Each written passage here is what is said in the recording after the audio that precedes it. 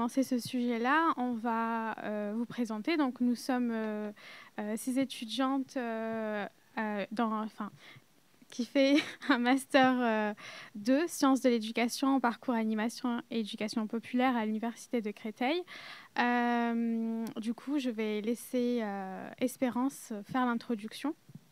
Notre projet social de territoire interroge cette étape de la vie, autrement dit la réticence de la jeunesse face aux institutions à travers notre web radio. L'objectif est de rendre vivants les paroles rapportées dans une démarche d'éducation populaire et c'est également une occasion de donner la parole aux jeunes et aux professionnels du 20e arrondissement.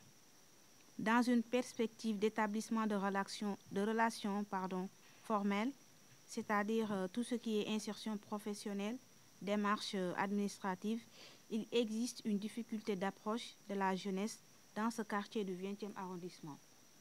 L'accompagnement peut s'avérer problématique au regard des mails qui sont souvent sans réponse, par exemple, ce qui compromet l'accompagnement pérenne et individualisé du parcours professionnel du jeune. Durant cette présentation, nous allons avoir le témoignage d'un jeune du 20e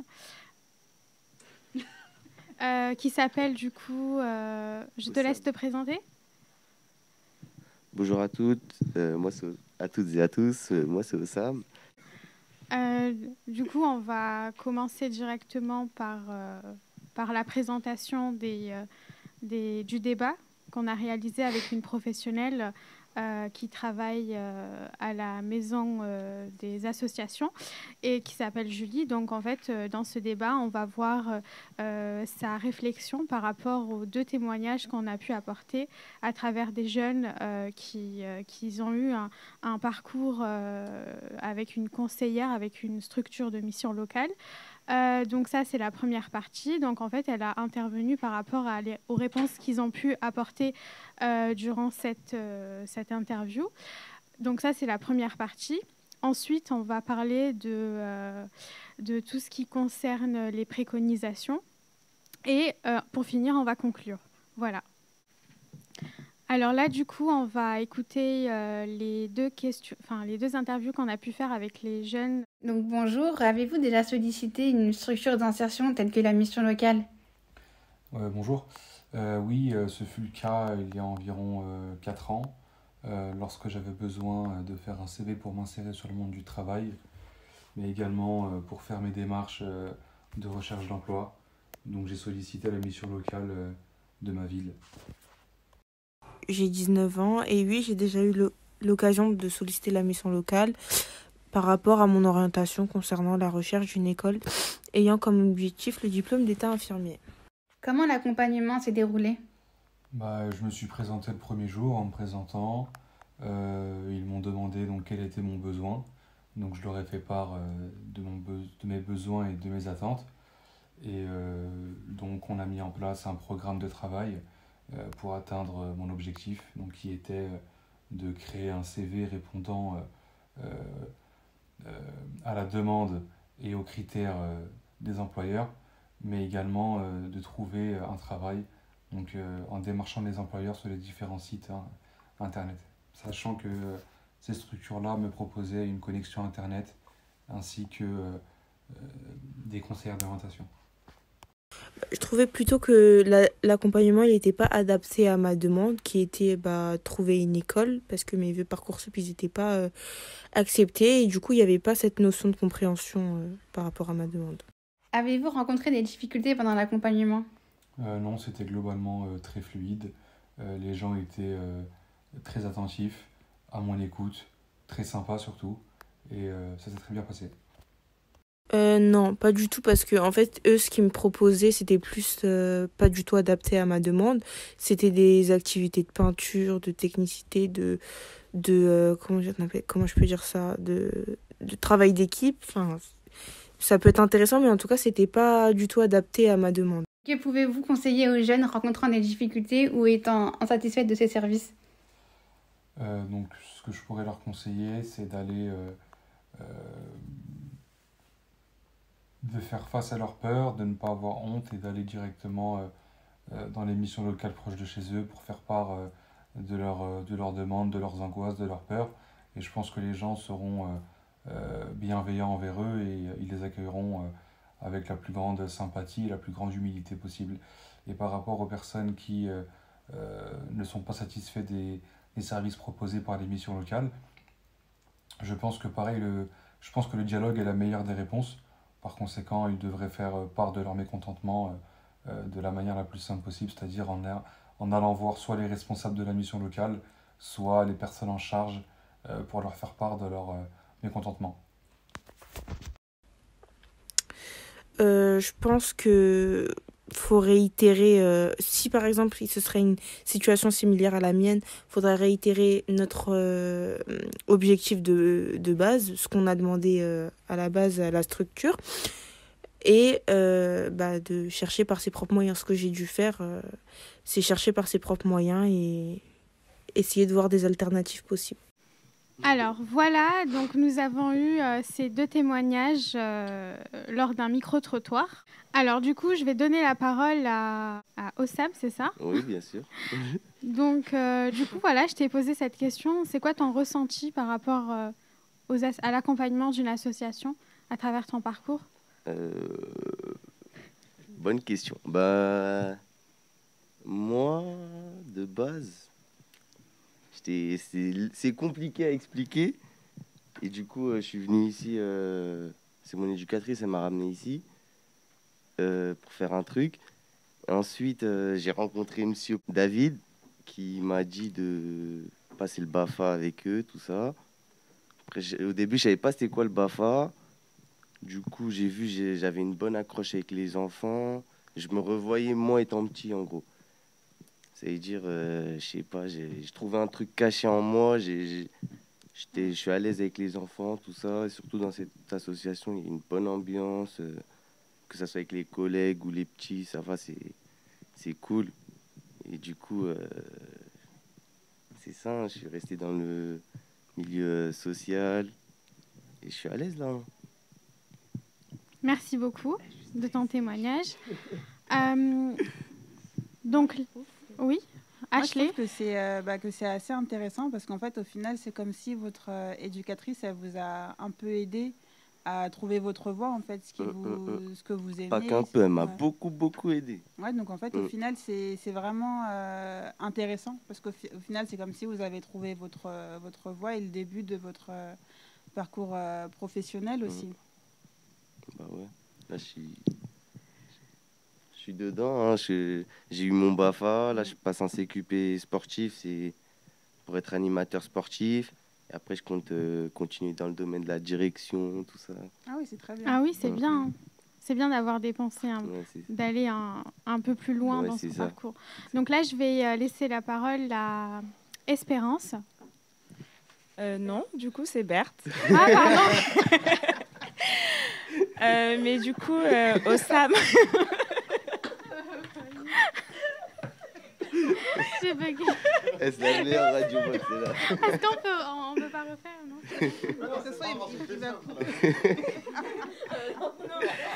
Après, c'est une radio, hein. On va pas être... on va rigoler parfois, tu vois. Skyrock, quoi.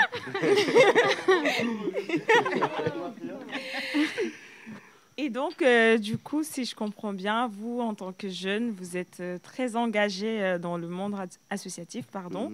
Et donc, si aujourd'hui, vous devez estimer, entre guillemets, votre participation, vous direz entre 1 et 10, vous êtes à quel niveau? Parce que là, aujourd'hui, on vous a vu par hasard, vous êtes venu par hasard participer à notre émission. Et donc, on voulait savoir votre degré de participation, entre guillemets. Dans l'association? Oui, dans n'importe quelle association. Sur 10, je dirais 12, 13. Hein. C'est vrai?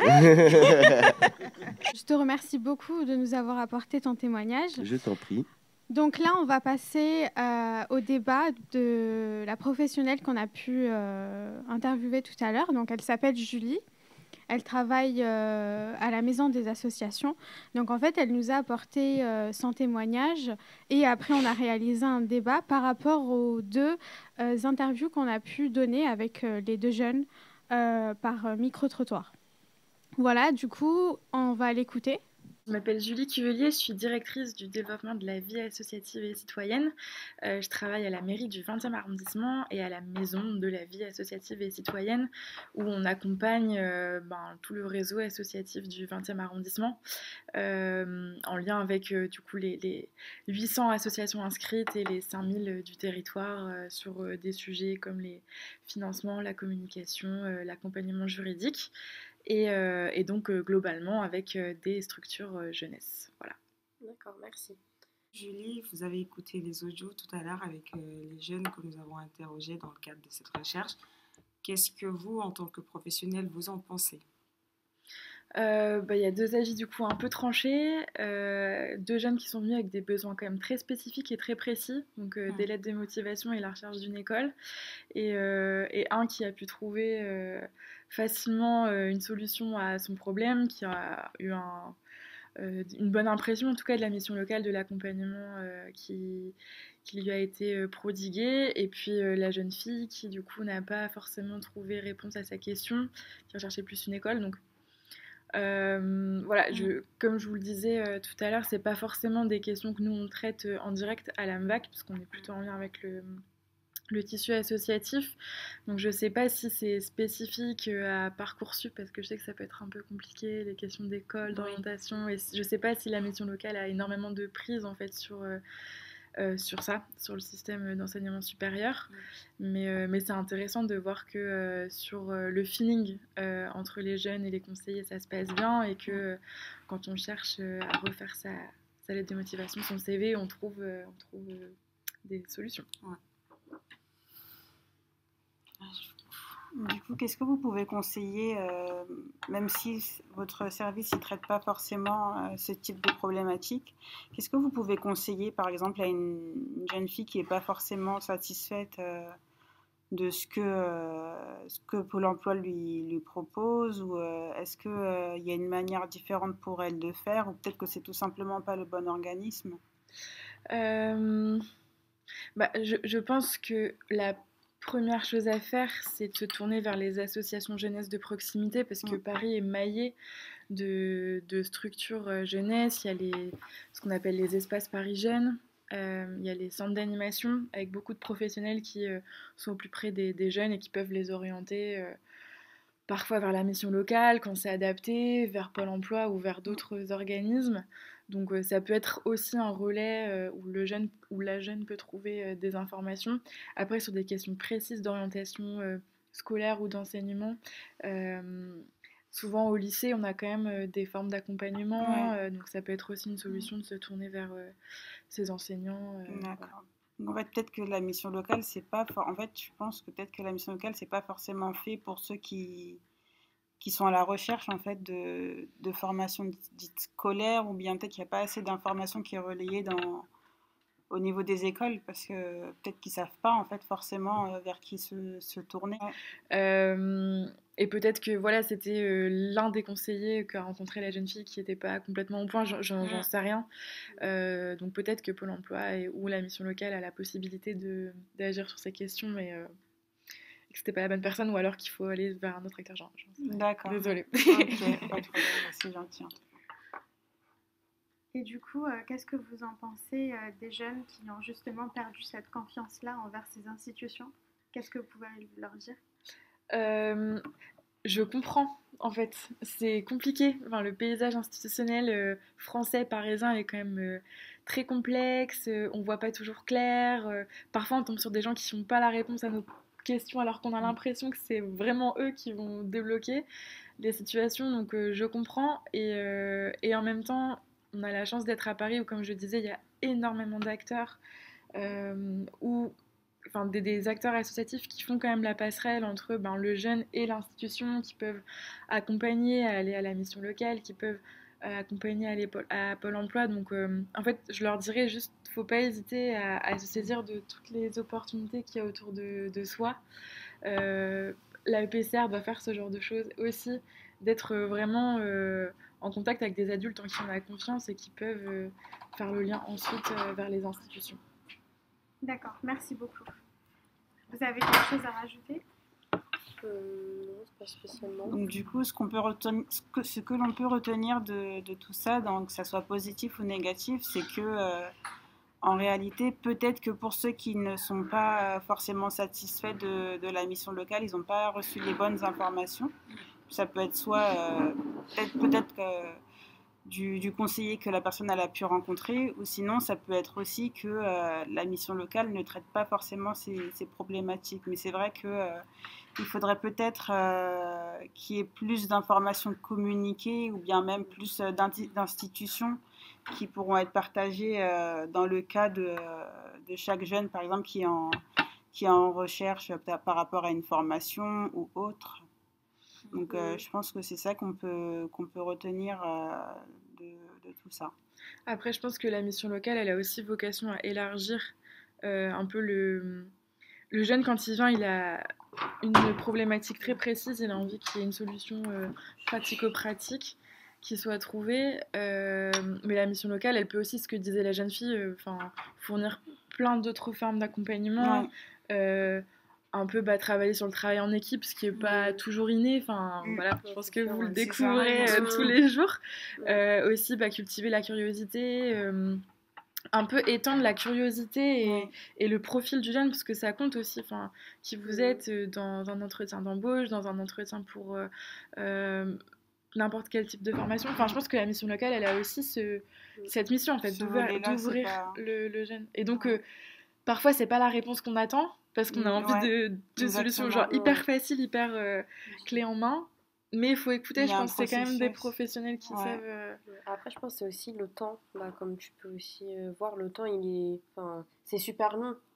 C'est très administratif, c'est long. Et c'est vrai que quand tu accompagnes un jeune, lui, il sera dans l'immédiat. Oui, moi, je veux faire ça. Mais parfois, ça peut être étendu sur plusieurs mois. Et même le tenir, en fait, face à l'accompagnement, que ce soit même à la mission locale ou même toi, quand tu le vois dans ton travail, tenir un jeune trop longtemps, parfois, ça peut être compliqué parce que c'est toute une stratégie. Donc... je pense que ça joue aussi après. Il y a des délais qui sont administratifs et du coup j'entends assez longs, pas dans la temporalité du quotidien du jeune.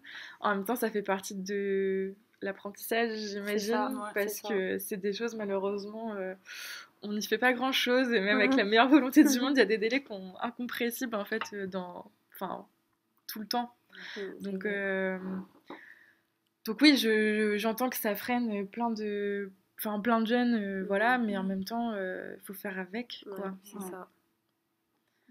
Et je pense que justement, les conseillers, ils ont la possibilité de créer un lien aux jeunes. Alors même si c'est a priori pas ce qu'on souhaite au départ, je pense que c'est toujours riche et enrichissant pour le jeune de savoir que il a entre guillemets un référent, qui trouvera toujours quelqu'un de confiance à qui demander soit la mise à jour de son CV, soit des questions sur comment je recherche un travail sur internet ou comment je prépare un entretien pro.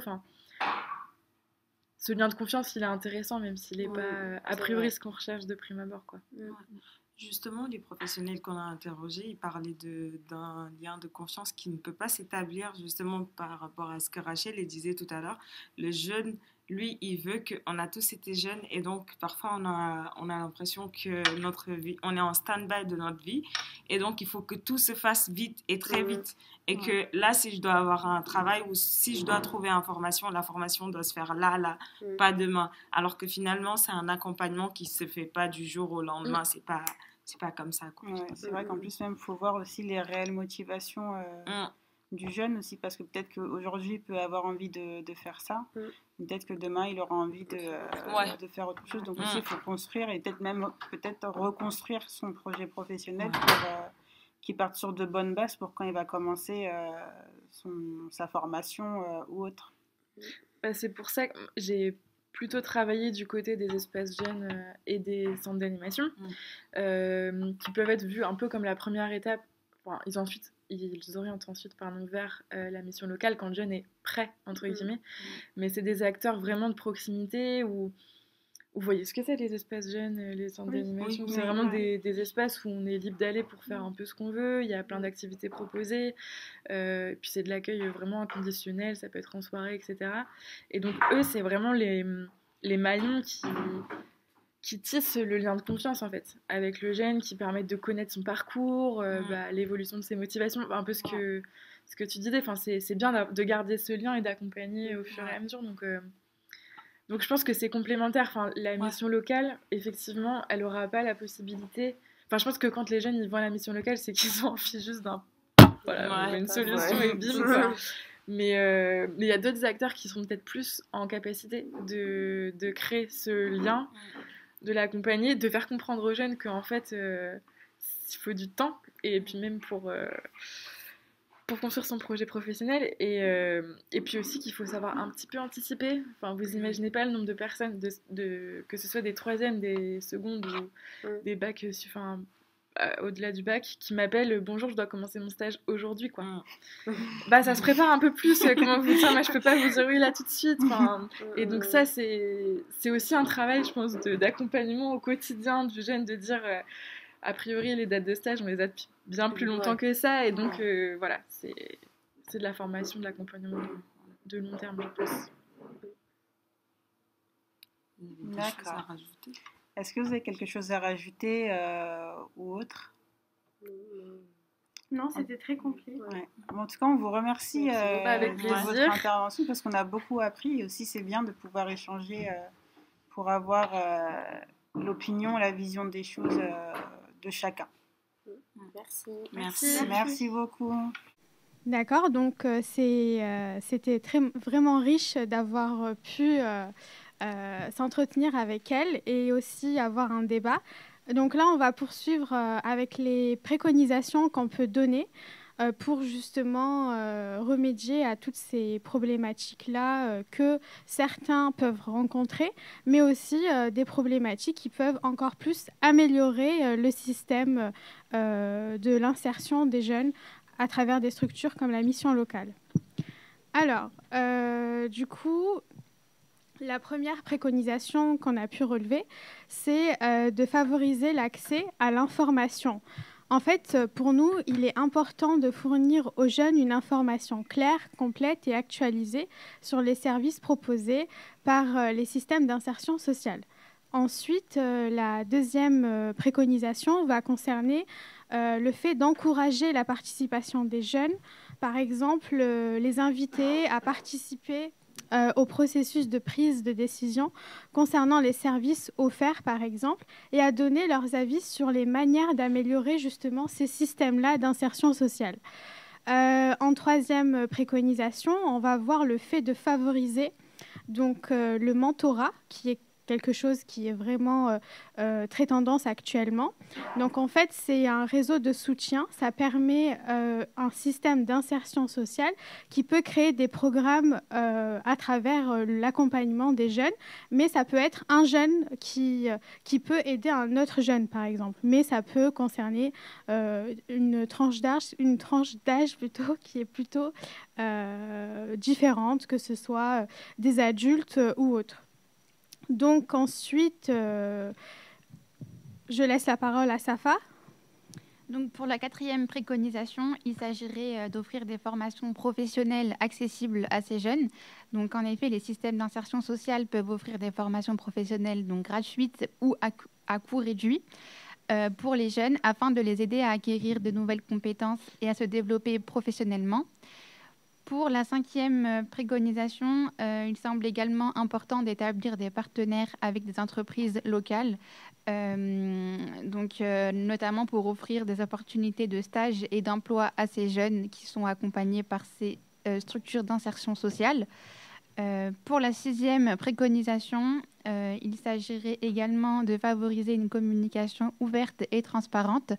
Donc les systèmes d'insertion sociale doivent communiquer ouvertement et de façon transparente avec ces jeunes sur leur processus de décision et les services qu'ils offrent, afin d'éventuellement renforcer la confiance envers le système. Et pour finir, ce qu'on a voulu pointiller, c'est de repenser les actions entre partenaires pour faciliter justement l'accompagnement vis-à-vis des jeunes. Voilà. Donc là, on va passer à la conclusion. Donc Berthe, je te laisse la parole. Merci. Et Rachel. Merci. Du coup, en conclusion, nous pouvons dire que le choix de Julie employés à la Maison des associations n'est pas anodin, car finalement, le secteur associatif constitue de ce point de vue un socle extrêmement solide, car le secteur associatif va évidemment permettre aux jeunes de participer et l'engagement vis-à-vis des institutions peut en ce sens être une plus-value si le jeune provient de tissu associatif. C'est l'exemple de Hossam ici présent.